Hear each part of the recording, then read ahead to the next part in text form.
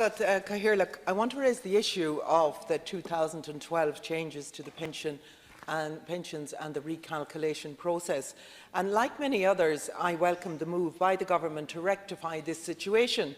But like many other announcements, there has been a lack of clarity around the timescale. How many people have been affected?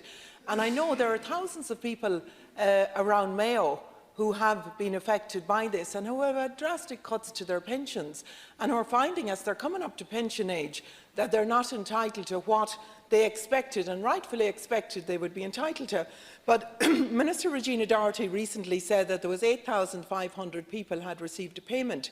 She said that a further 24,000 have been contacted, leaving approximately 50,000 people still to be contacted. It's also my understanding that 11,000 have yet to receive the initial correspondence from the department, and this means that approximately 61,000 people have yet to be dealt with. So at least 50,000 have yet to be even reviewed, and they're expecting letters out from the pensions department, and they have rang up and made inquiries, and they cannot get clarity around it. So what I want to know, how long is that process expected to take? In terms of finalising the 24,000 and dealing with the others, is there a time frame for dealing with all of that? I think the Minister should come into the House to give an update on the progress of the scheme. I think this is really urgent because there are pensioners who are really living in fear, and pensioners who have had cuts, and pensioners who are left with hardly no money at all in trying to survive. They're trying to pay for hospital treatment, for travel, for many other things, and they just don't have the money to do that. For example, what is the size of the average payment? She has said that 80% of the 8,500 have seen their payment increase, but what is the average uplift? There's a real injustice being done to pensioners in this country, and it's been done very covertly and since 2012 in particular, when those changes were brought in. In 2012, people were really struggling to survive, and the impact of those changes is really hitting home now. And we see situations where even pensioners and people are followed beyond the grave to get every last cent from them.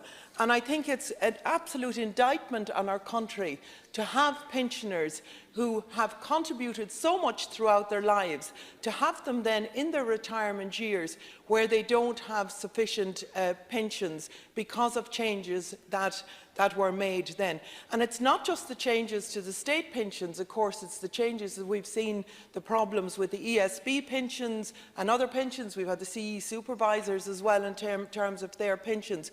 It's just fairness and transparency that we need. So at the very first opportunity, I would ask for Minister Regina Doherty to come into this House to not just give a bland statement, but to answer the questions that we are asked every day on the doors, and that I am asked across Mayo by pensioners in what's happening. How come I have been cut, €100, €50, €70, €80?